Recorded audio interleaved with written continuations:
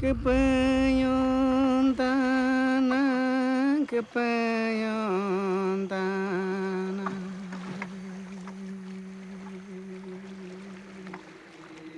sinang aku make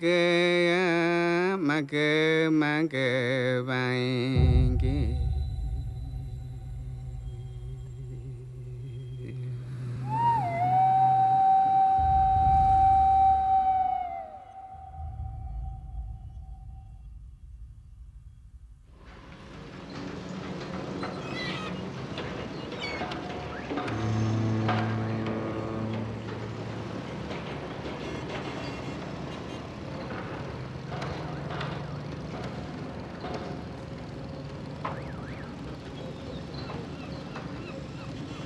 Je me souviens d'une nuit dans la jungle où, comme la précédente, hurlait en moi une voix. Elle hurlait qu'elle ne voulait pas savoir, qu'elle voulait tout oublier, rentrer chez moi. Mais il était trop tard. L'expérience mystique n'est pas une pratique intégrée à nos cultures, et pourtant j'ai senti son appel. Je suis allé les voir, eux, les indigènes, les chamans, ces sorciers qui soignent avec des plantes psychotropes. En portant le verre à mes lèvres, je ne savais pas encore que je m'étais embarqué pour un voyage sans retour.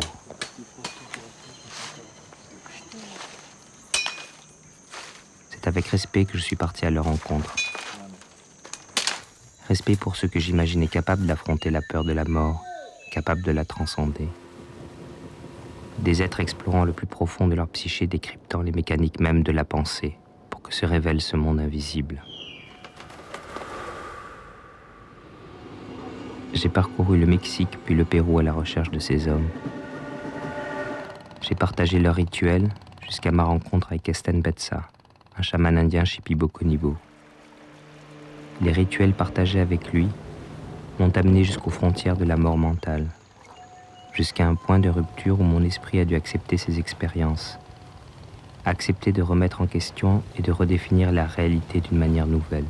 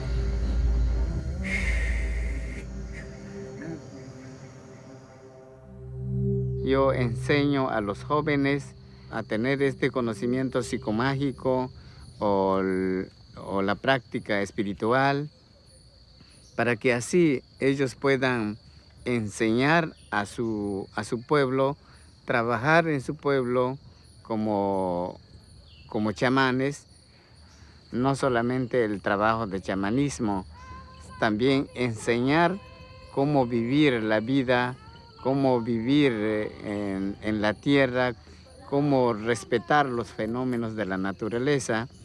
Entonces, esto es para mí muy importante porque sin este conocimiento espiritual, uno pierde también el equilibrio de su conocimiento como ser humano.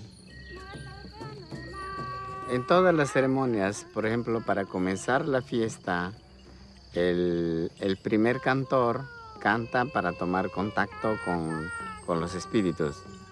El momento del corte de cabello, también la mujer que cantó ha hecho contacto con los espíritus.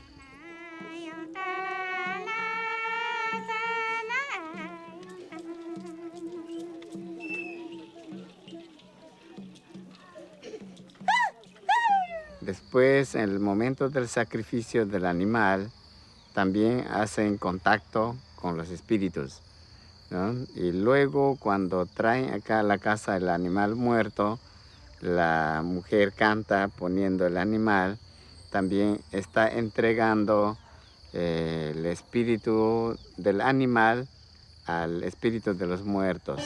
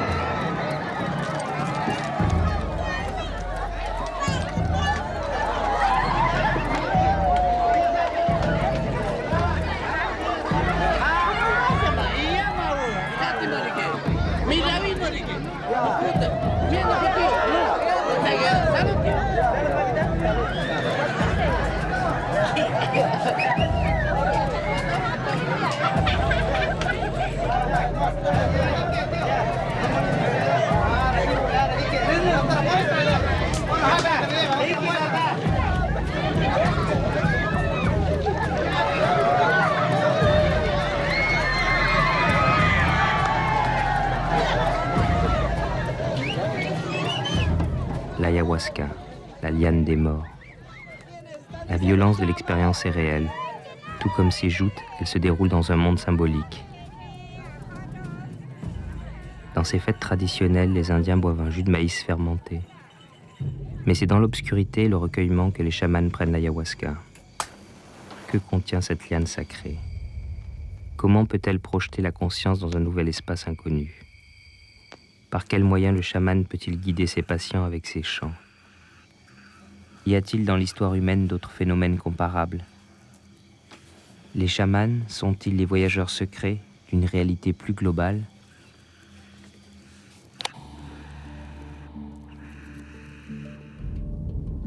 Dès le retour de mon premier voyage, j'ai voulu enquêter dans la science, le domaine qui validait jusqu'à présent mon système de croyances. J'ai trouvé des hommes ayant consacré leur travail à l'étude du chamanisme, des religions et plus largement des phénomènes liés à la conscience. Ces philosophes, psychiatres, ethnologues et pharmacologues m'ont progressivement permis de voir que la réalité dans laquelle vivent les chamans trouvait des résonances dans leurs recherches.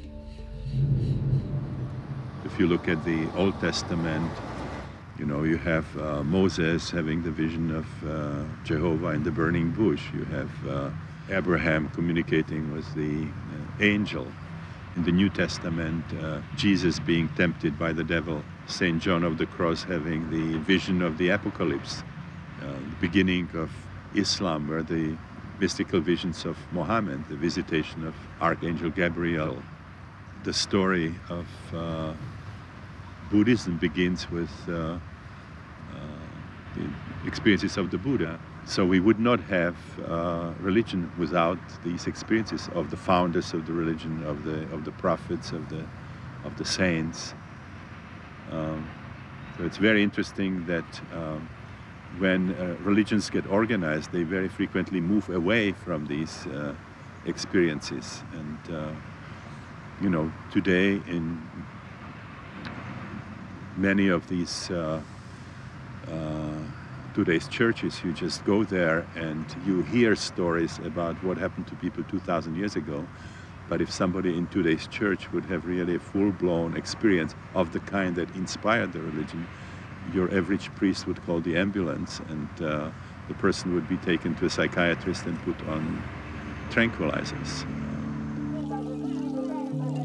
When the Europeans came to the Americas in the 16th century, the 17th century, they brought with them the laws of the Inquisition, which specifically forbade the utilization of plant psychoactive material to facilitate altered states, and specifically rejected and identified it as an abomination and heresy to utilize such psychotropic plants in attempts to heal individuals. So we're not the first culture that has recoiled in horror from these altered realms that the hallucinogens open up to us. But I do believe there's a great deal we can learn from native practitioners, from the indigenous shaman, who have a lineage of generation after generation of work with this plant material, and who might very well have something to teach us. The primitives, the so-called primitives, may have a tremendous wealth of knowledge that us so-called sophisticates do not have access to, but from which we might learn and which might help us to succeed in facilitating new models of healing and understanding, which could benefit our whole society.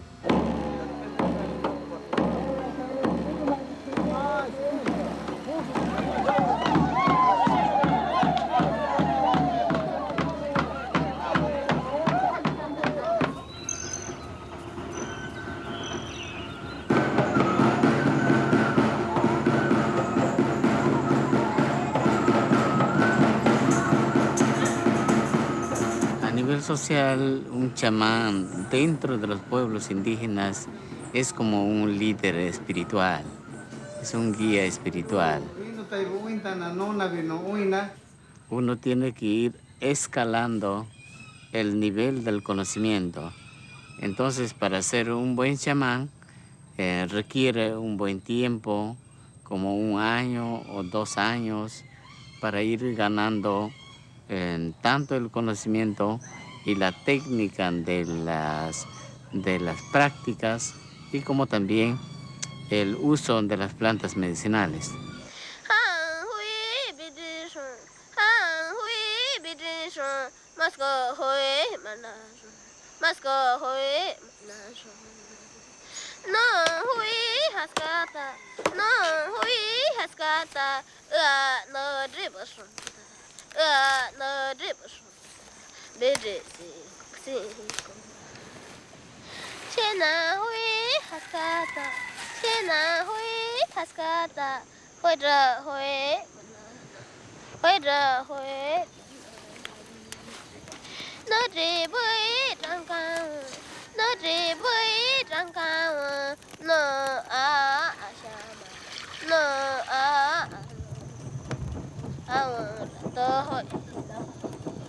Esta planta es la planta de chacruna, que sirve para cocinar con la ayahuasca.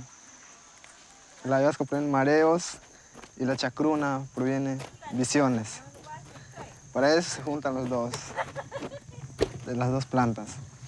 La ayahuasca se va a cocinar casi como 10 horas.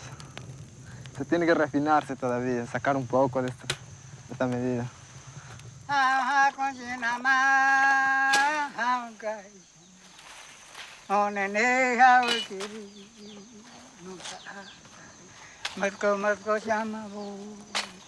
Les feuilles de chacruna contiennent de la DMT, qui est un hallucinogène puissant, mais qui est oralement inactif, puisque dissous par une enzyme précise du tract digestif, la monoaminoxydase. Alors il combine les feuilles de la chacruna avec la liane de l'ayahuasca, qui contient précisément plusieurs substances qui inhibent l'enzyme de l'estomac. En mélangeant les deux plantes et en les cuisant ensemble pendant des heures, on arrive à une boisson de la DMT oralement active et la molécule hallucinogène passe à travers l'estomac intact et arrive au cerveau. Comment ont-ils pu trouver cette recette lorsqu'on sait qu'il y a 80 000 espèces de plantes supérieures dans la forêt amazonienne? Ça fait que n'importe quelle combinaison donnée, il y a une chance sur 6 milliards 4 pour tomber dessus. I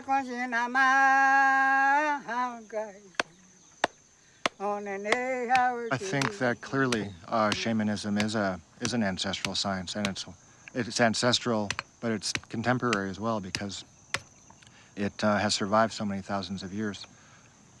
These techniques are the result of centuries, millennia of trial and error, which is the scientific method. You try something, based on the results, you modify what you're doing based on another outcome that you desire.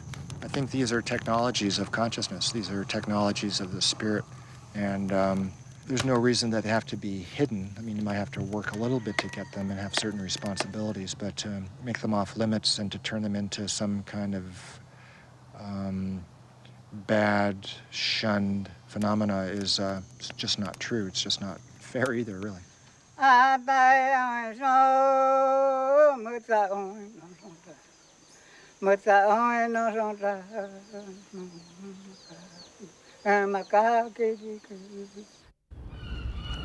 J'ai été surpris de découvrir qu'il existait un vrai travail sur la pharmacologie de l'ayahuasca.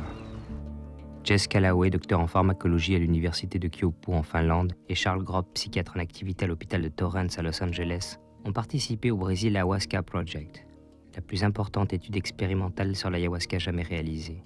Ils ont pendant des mois suivi 15 utilisateurs de la plante, procédé à des analyses de sang, des électrocardiogrammes, surveillé la pression sanguine et suivi psychiatriquement ces individus. Avant et après les sessions, ils ont procédé sur un sujet à des scanners du cerveau. Leurs résultats sont exemplaires. L'ayahuasca ne provoque ni accoutumance, ni toxicité physiologique. Au contraire, les niveaux de sérotonine, notre antidépresseur naturel qui normalement baisse après l'usage de toutes les drogues connues, étaient ici en augmentation dans le sang. Des modifications physiques temporaires du cerveau avaient été enregistrées. Elles signalaient un accroissement provisoire des neurorécepteurs alloués à cette même sérotonine. Ces découvertes sont proprement révolutionnaires sur le plan des potentiels thérapeutiques. Les Indiens sont intrigués par ces touristes occidentaux qui, comme moi, débarquent en quête d'expériences mystiques sur la trace de Carlos Castaneda ou de William Burroughs. Pour eux, le monde invisible est une réalité qu'ils n'ont pas besoin d'explorer. Elle est inscrite dans leur culture. Ils ne vont voir le chaman que lorsqu'ils sont malades. Le contact concret avec les autres mondes est dangereux, mais le chaman est là et son pouvoir les protège. Kesten Betsa m'a demandé pourquoi je voulais participer à un rituel. Je lui ai répondu assez déterminé que je voulais savoir. Ainsi, guidé par lui, j'ai pénétré le monde des visions. Là-bas, j'ai tremblé en affrontant mes peurs. J'ai vomi en découvrant ma noirceur. Et j'ai pleuré en traversant la lumière. J'étais comme un enfant qui découvre un nouveau monde. Et ce n'est que bien plus tard que j'ai compris ce qui s'était réellement passé. Que dans tous ces rituels, par une technique, une connaissance qui dépasse mon entendement, il m'a guidé dans une violente confrontation avec mon identité. Ainsi il m'avait soigné, car ce n'est pour lui que de cela qu'il s'agit, soigner.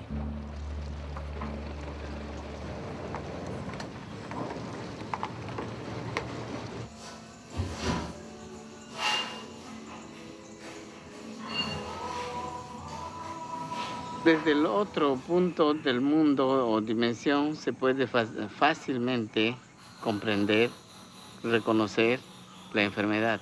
Las raíces de la enfermedad, uno puede ser psicológico, otro puede ser orgánico, otro puede ser espiritual.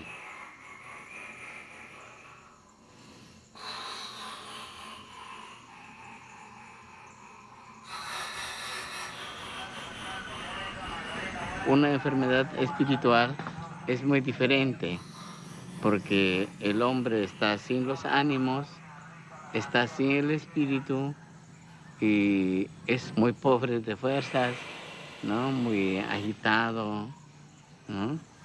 Con mucha pena.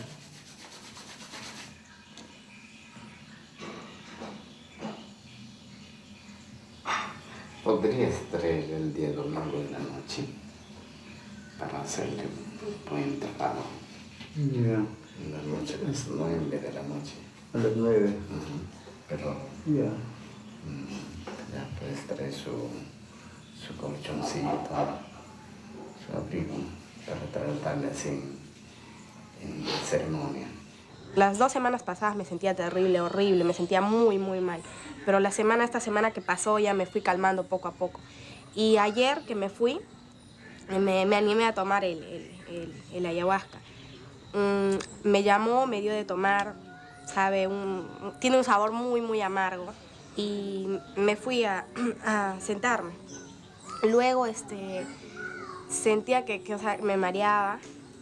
Y luego vino, después de la media hora, vino uno de los señores a cantar. Y cuando comenzó a cantar la señora era peor, sentía que me muero.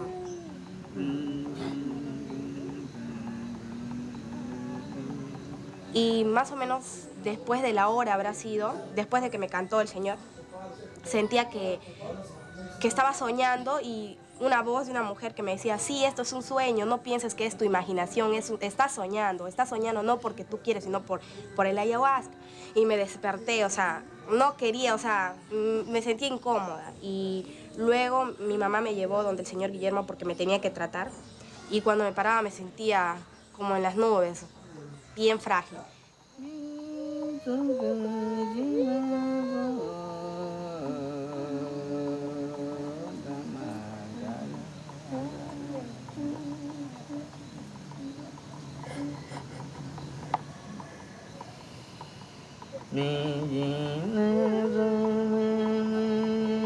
El chamanismo es una ciencia natural que los hombres han descubierto en todas partes de la tierra, según su raza, según su folclore, según sus épicas, según sus ritos, sus leyendas, sus cuentos y mitologías. El hombre siempre es una persona dedicado a las cosas espirituales. Prácticamente el hombre es como un animal religioso. Yo le veo mejor. Antes de ir no reía, pero ahora sí ya se siente bien. Sonríe mucho, ya no llora como antes, ya no dice, porque quería estar echada en la cama y quería estar cerca a mí, así agarrándome, así abrazándome, así.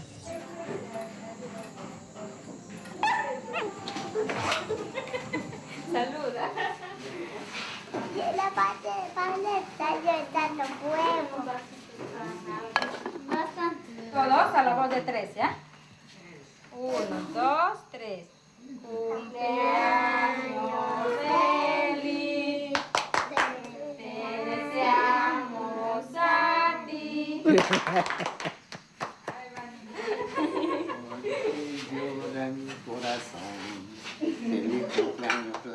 So let's say shamanism has several components. Well, this is a term created by anthropologists. Of course, the term shaman comes from the Tungus language, and it has been applied to practitioners all over the world.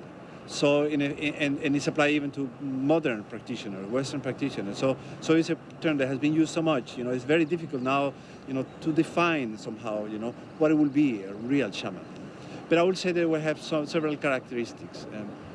It will be a man or a woman who is able to enter a modified state of consciousness, and by means of, and in this trance state or whatever, non-ordinary state, he is able to contact spirit realm, spirit world, in the name of his community.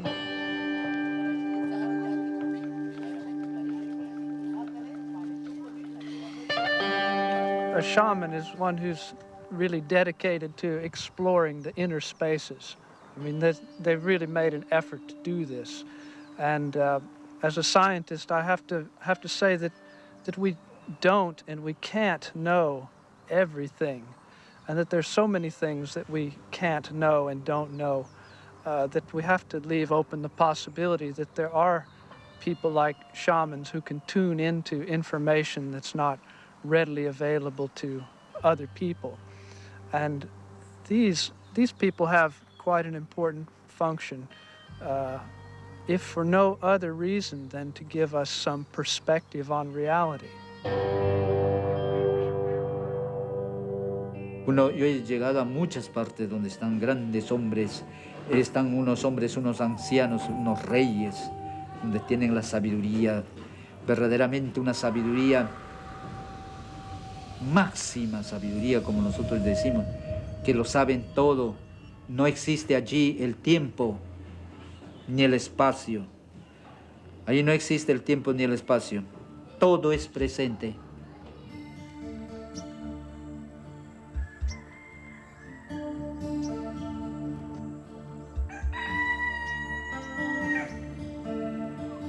Well, usually, when we look at Western science, there's the Cartesian Newtonian thinking is seen as something that is very rational, very far from non-ordinary states, and we forget that the inspiration for Descartes, for the Discours de la Méthode, came from a dream, and a dream within a dream, basically, from a non-ordinary state of consciousness.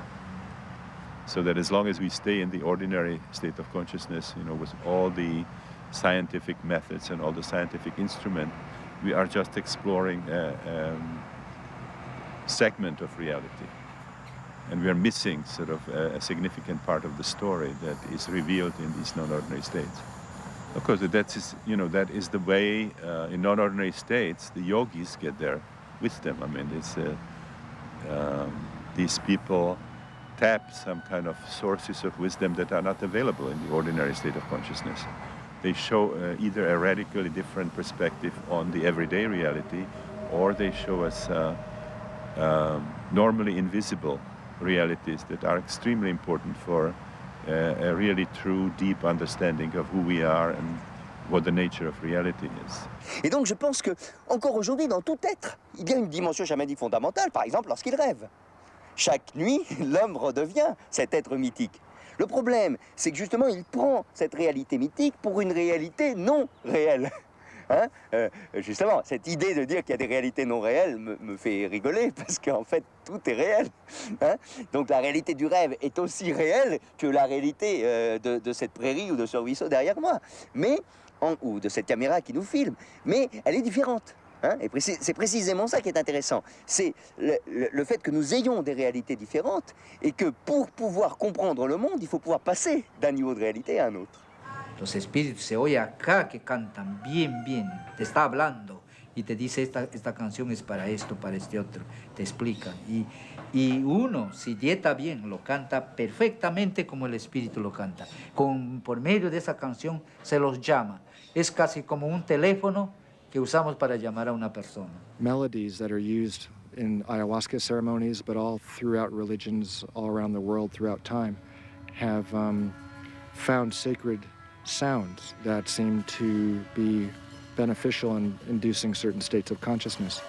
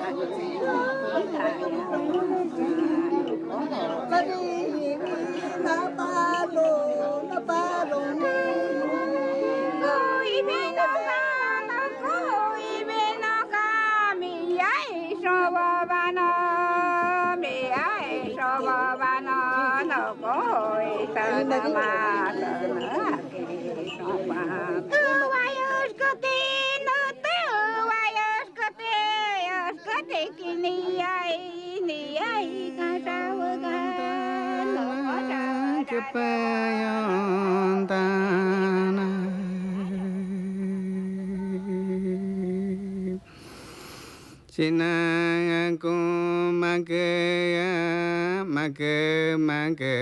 vaingi.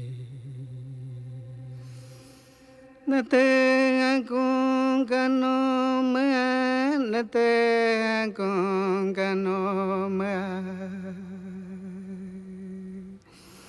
Kano rama mayada, kano rama mayada.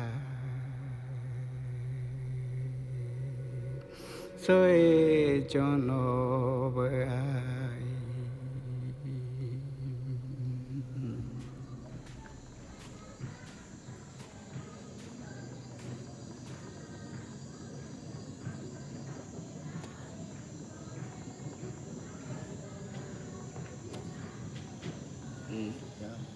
Les premiers temps, je me roulais par terre flottant dans mon corps, écran vivant de ces visions. Elles me transperçaient de part en part. Petit à petit, j'ai compris. Il fallait se concentrer pour se laisser traverser par cette forme inconnue de langage sans mots, pour le laisser déplier ses mystères à l'intérieur de l'esprit.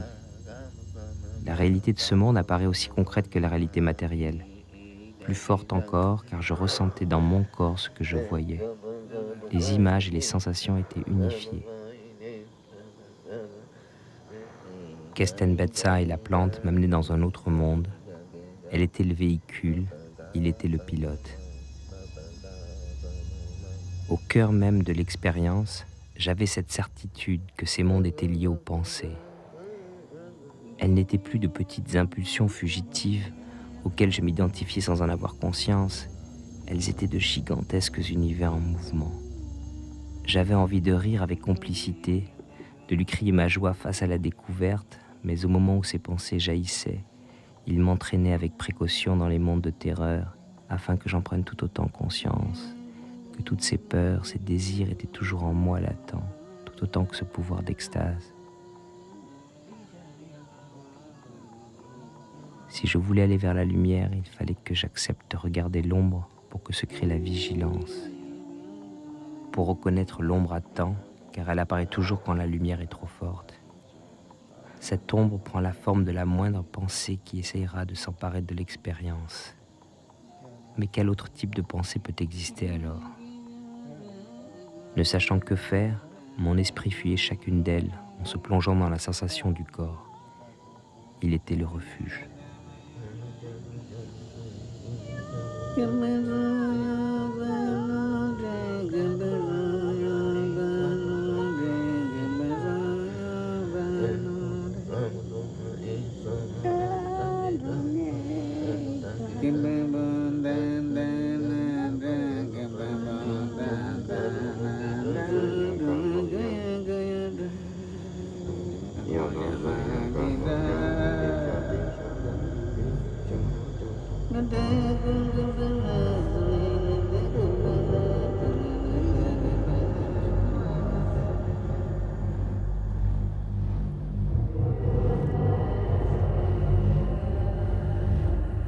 Quite often with ayahuasca visions, there's a coherence to the vision. There's a message to the vision. There's intrinsic meaning to what is being perceived.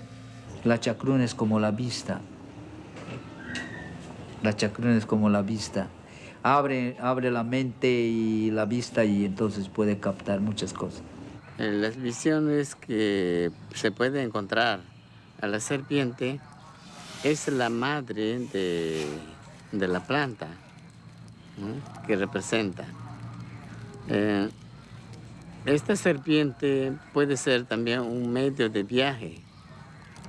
Esta serpiente también puede ser un maestro en la enseñanza.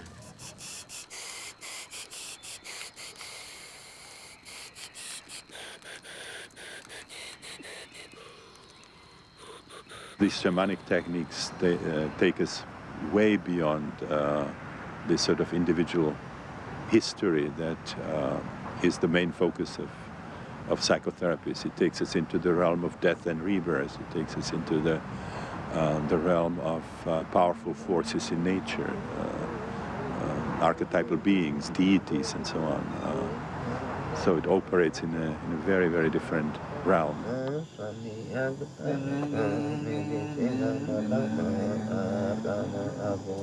I think about archetypes as kind of primordial, universal forms that somehow have objective existence. Je pénètre en quelques minutes le monde des visions. Il chante, je me détends enfin. Les yeux mi-clos, j'observe un long balai de serpents qui laisse place à des crocodiles. Je suis surpris car c'est la première fois que j'ai une telle vision. Je ressens l'extase et la laisse lentement pénétrer mon corps.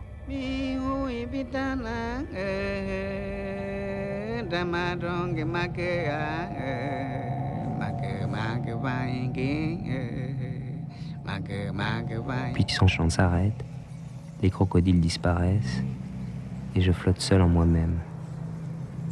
Les visions s'assombrissent. Je sens la terreur qui emplit mes organes. Ils me crient leur existence. Mon ventre se noue. Mon esprit ne peut accepter d'être lié à cet amas de chair palpitant.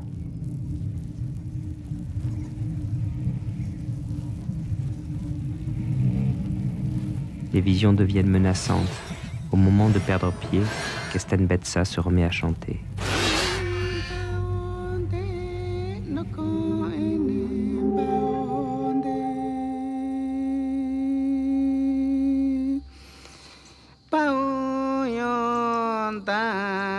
Mes cellules se remettent à vibrer et l'extase est immédiate. Je ne pense plus. Je sens avec angoisse des mouvements en moi. L'énergie de ces bijoux vivants semble me soigner. Ils caressent mes viscères.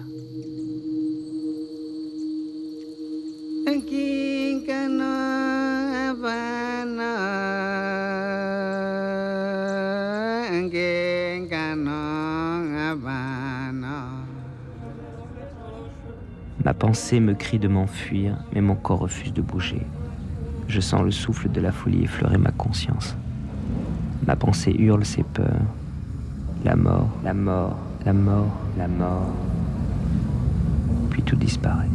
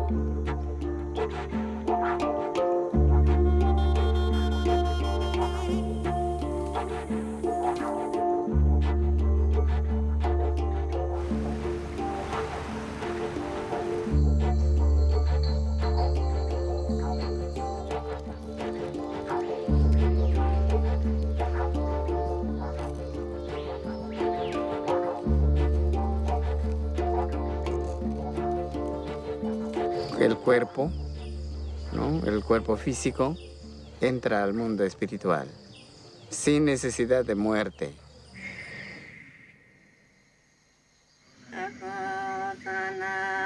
L'esprit qui venait à côté de moi, de poser un genou à terre, était une femme sans visage. Elle s'est lentement approchée et me touchait presque lorsque ma pensée a jailli. Esprit, tu peux entrer en moi, je tiens vite. À ce moment, le chant de Kesten Betsa m'a retenu.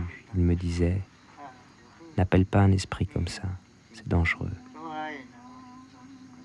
L'invitation dans le monde des esprits est terminée.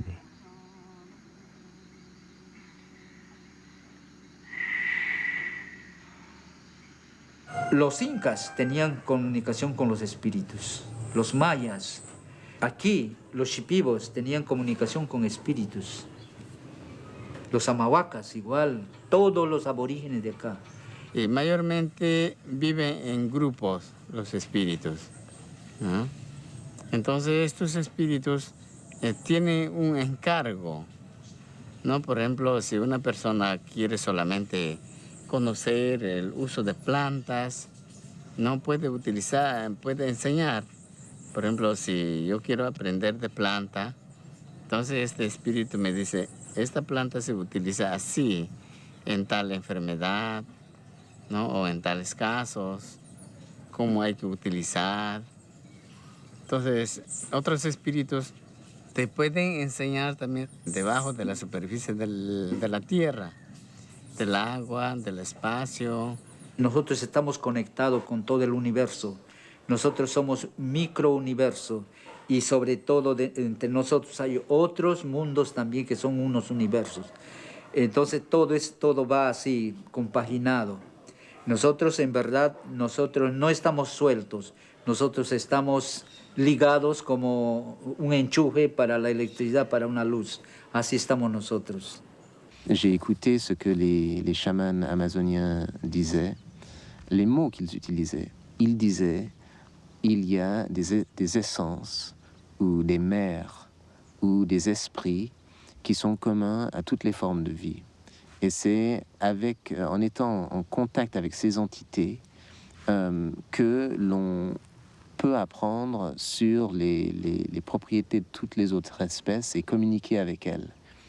J'ai découvert qu'en jetant un regard informé par la biologie moléculaire sur des représentations que des chamans faisaient de leur vision, on avait toutes sortes de correspondances, toutes sortes de formes en double hélice, par exemple.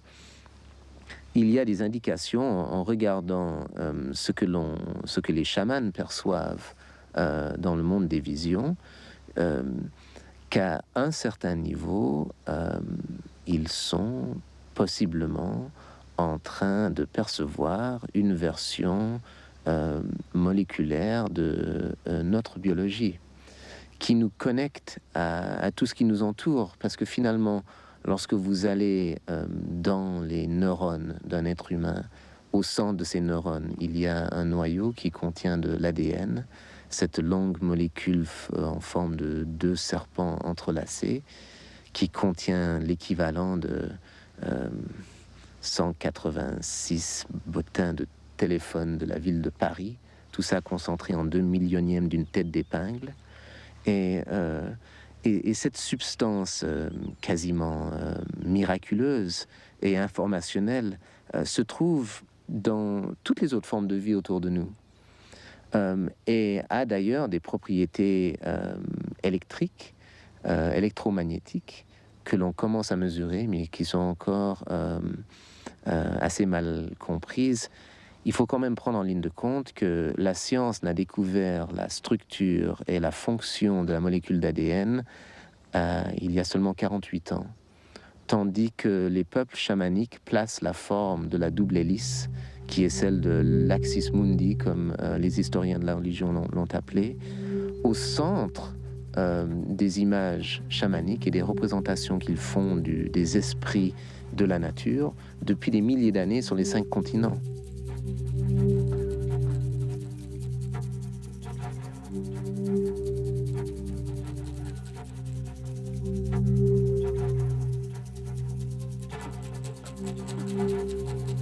The double helix is the essential code of life, and Narby is suggesting that ayahuasca taps us into the most primordial levels of our sense of self, of our own intrinsic biology. I was thinking about that. I was trying to figure out how that would happen. I mean, there are people who do descend into their DNA on a big psychedelic trip. They sort of see their consciousness get finer and finer and finer, from their bodies to their organs to their cells to their nucleus to their DNA.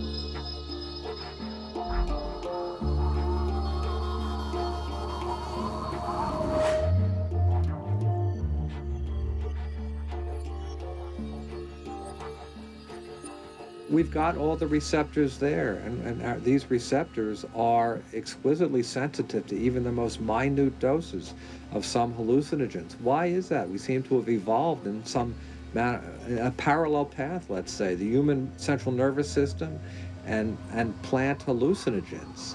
Did we come from a common core origin? Why is it that the human brain is wired to be so exquisitely sensitive to even minute doses of hallucinogens? This, to me, is an interesting question for scientists and philosophers to ponder.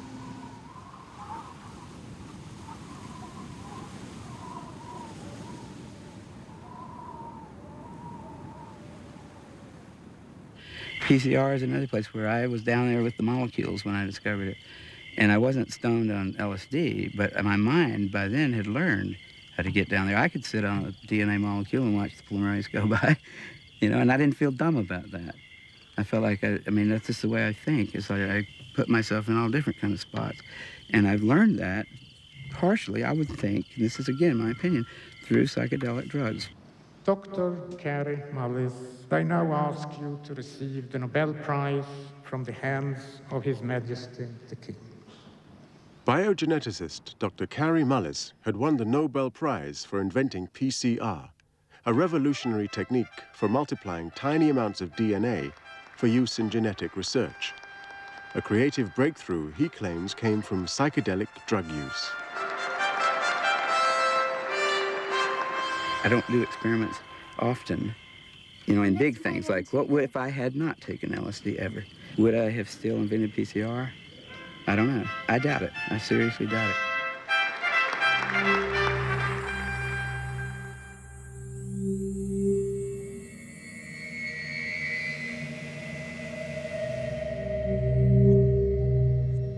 I was inspired to create the series of paintings, the Sacred Mirrors, initially by a psychedelic experience. And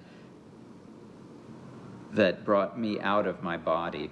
I'd like to combine the understanding of Western science with the more Asian and Eastern understanding about the life energy systems and things, and the shamanic understanding that it's all interwoven, that we're from matter to spirit, it's a continuum. And to show that primordial understanding is throughout all the different cultures, and all those things are very related, though, to the shamanic realms. So the ability to use those states creatively and for a higher purpose than just being crazy or just, staying high or whatever, gives them a way to use these visionary tools. I think that more artists are experiencing the mystical state. There's no choice. After you have the experience, your work has to reference it. Le fou ne communique pas avec autrui. C'est-à-dire que c'est là pour moi que se situe la différence entre ce qui est exploration dangereuse de monde, ce que Michaud, poète français, appellera la connaissance par les gouffres, et le basculement dans la psychose. Alors bien entendu, cette exploration dangereuse, elle est dangereuse parce qu'on peut à un moment donné basculer dans un univers où ce que l'on va éprouver ne sera plus communicable. Prenons l'exemple de certains grands romanciers. Je prends pour moi ce qui est probablement le plus grand romancier chaman que nous ayons à l'époque contemporaine, c'est Kafka. J'ai d'ailleurs écrit un texte sur Kafka chaman, et on a tout le texte de la Métamorphose, qui est un texte proprement chamanique, où Kafka se transforme en une sorte de blatte cafard, et où il va vivre cette métamorphose. Ce qui pourrait apparaître comme un délire s'il n'était pas symbolisé, à partir du moment où Kafka l'écrit, et le transforme en quelque chose de communicable, devient quelque chose qui est symbolisé et qui n'est plus du tout de la folie. Les expériences de sortie de soi, de conscience surmultiplier ou altérer, je ne sais pas quel terme on peut employer, mais je trouve qu'altérer c'est un peu idiot, je dirais plutôt de conscience désaltérée, moi je dirais. C'est des choses qui poussent à la communication. Au niveau de la technique, c'est quelque chose qui est en même temps extrêmement complexe, mystérieux, bizarre, indescriptible et en même temps très naturel. C'est une espèce de transe légère qui me laisse conscient de tout ce qui se passe autour de moi, mais me branche sur une autre dimension, littéralement. Et c'est comme s'il y avait un travail, plutôt que de création, c'est un travail de découverte. On découvre. C'est comme si les choses étaient couvertes. L'éducation de la perception et même la destruction des enveloppes et de tout ce qui fait qu'un être humain est intégré socialement, est civilisé, domestiqué, etc. L'artiste, lui, il doit casser ça.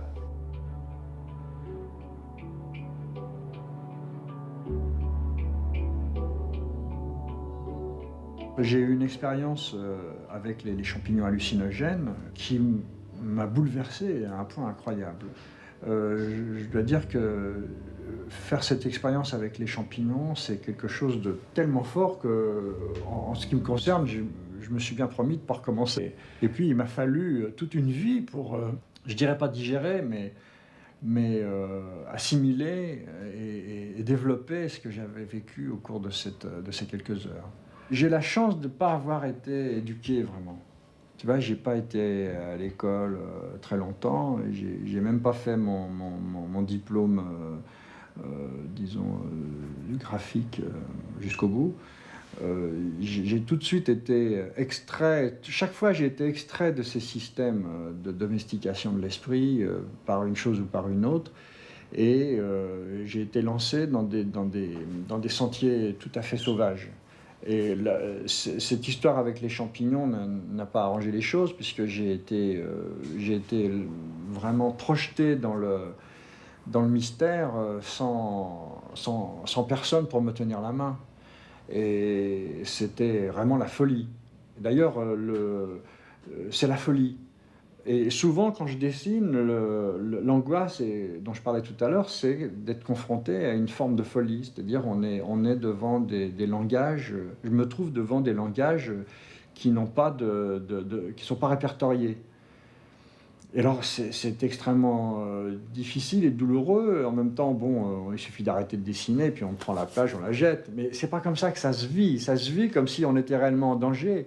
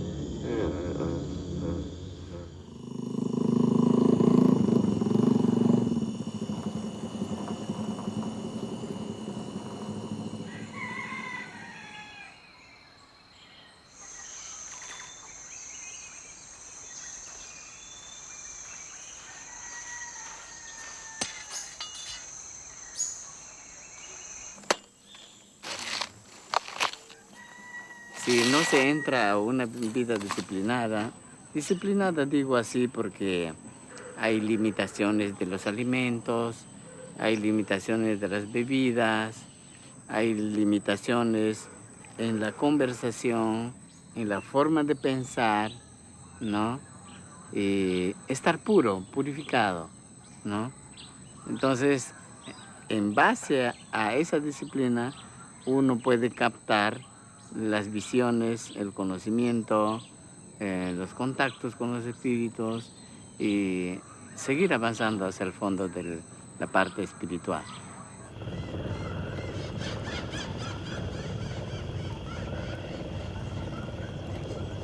Yo siempre he pedido que los occidentales tengan cuidado, ¿no?, en cuanto acerca de todos estos usos, porque todo merece un respeto. So many people in our culture taking psychedelics and ayahuasca and other things, it's just mere entertainment, like a roller coaster ride. And they have the experiences, they see the visions, and then that's the end of the ride, and they don't apply the knowledge. That's kind of sad. I think we have to do something with this information. These things are just keys, like any tool. The real information is locked in ourselves. We just have to figure out how to unlock it. The point is to open up the potential that we have. Il est certain que quand on commence à utiliser le cannabis ou les champignons ou le LSD ou le peyote ou l'ayahuasca pour remplacer la télé ou faire des rêves partis, c'est un désastre total. On sort complètement du contexte. Tu vois, je sais pas, c'est comme si les chirurgiens s'amusaient à faire des transplantations cardiaques pour le fun, tu vois, pour passer un week-end. C'est du délire. It is the oldest spiritual system, also the oldest healing art. It is a system where the spiritual approach and the healing approach are not separated the way we have it in our culture, but it's integrated. And you know, I see the shamans as the early pioneers of consciousness.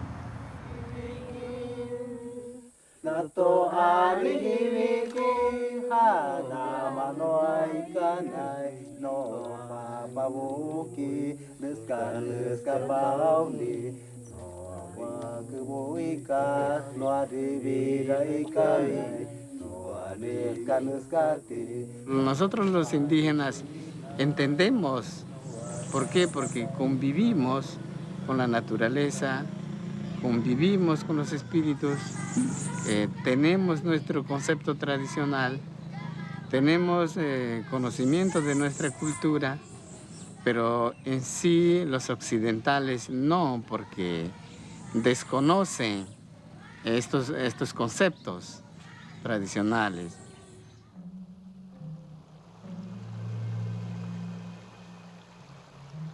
Après plus d'une centaine de cérémonies avec Esten Benza, beaucoup de choses ont changé dans ma manière de percevoir le monde. J'ai découvert que je n'avais jamais habité mon propre corps ni réellement quitté l'enfance.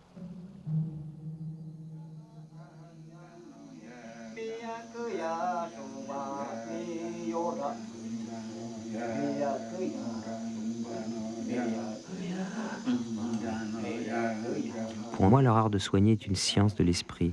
Leur plante une technologie de la conscience mise à disposition de l'humain par la nature pour entrer en relation avec elle et avec soi et comprendre ses alliances sacrées. C'est un chemin dangereux dans lequel il faut avancer avec prudence. J'ai manqué une fois de cette prudence vitale et ne respectant pas les diètes, j'ai connu la schizophrénie pendant une semaine. J'ai dû retourner dans la jungle pour qu'il m'aide à reconstruire la partie psychologique de mon esprit. Je me retrouve une nouvelle fois au cœur de l'expérience. Ce soir, nous avons pris une nouvelle plante. Les visions sont trop fortes. Je tente en me convulsant d'échapper à toute pensée. Pour ne pas devenir fou, pour être à l'instant, l'esprit mis à nu ressentant l'organique. J'ai des pensées que je n'ai jamais eues, l'impression d'accéder à des désirs cachés, à des pulsions secrètes. Les vérités se transforment en mensonges dès que je les attrape. Une cascade sans fin d'informations sur mes mécaniques psychiques, sur ce que je suis ou crois être. Je ne peux que sentir le sang couler dans mes veines, sentir le plus infime de mes muscles, tandis que les visions augmentent et se déploient au rythme des chants. Mon identité se dissout dans ces images perçues comme des concepts cognitifs insaisissables par la pensée.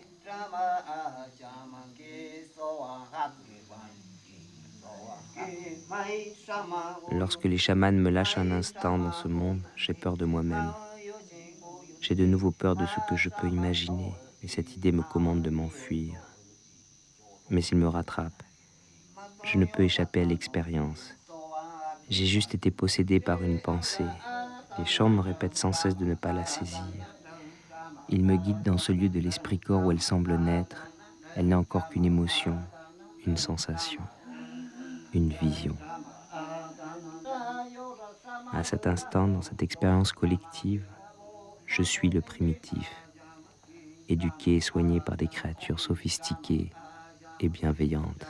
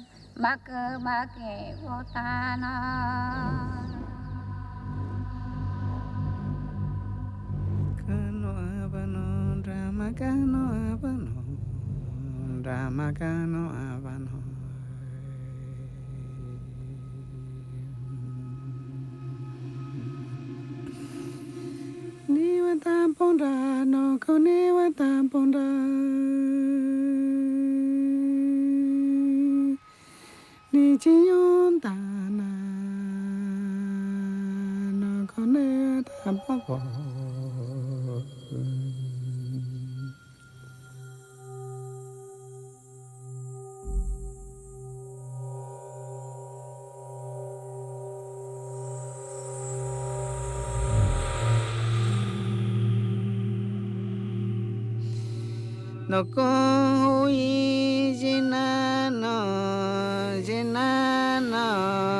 e ronda me ama que royona ma que royon vaina ma que royon vaina Awini canoa Antoninda O cande jin kaine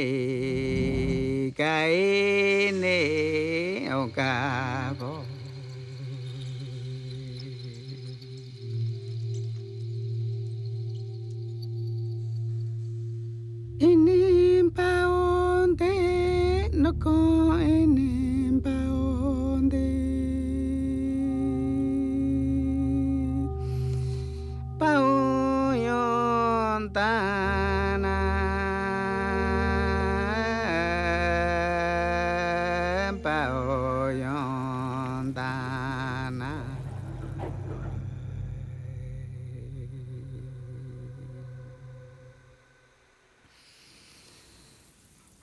Kinkano Havana, Kinkano Havana.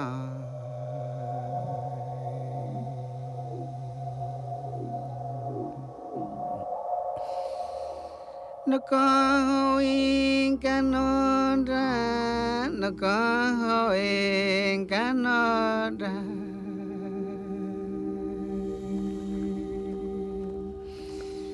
Matandrondo mayona, matandrondo mayona.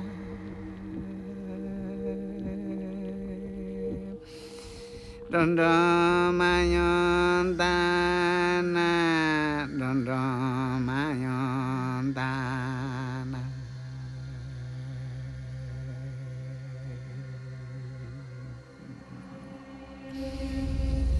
Miang ajova, dama miang ajova.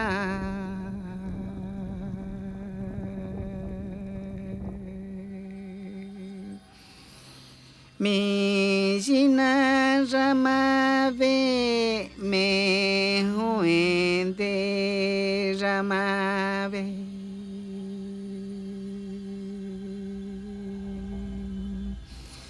No conso encanoda me ampada zona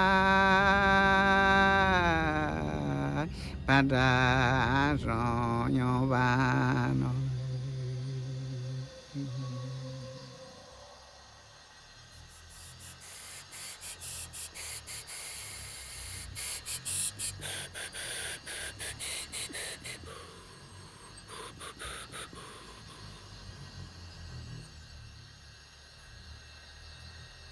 Kano abano, drama kano abano, drama kano abano.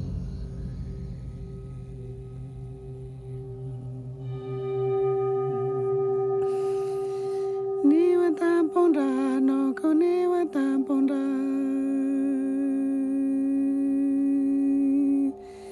Ni chiyondana, no koniwa tamponda.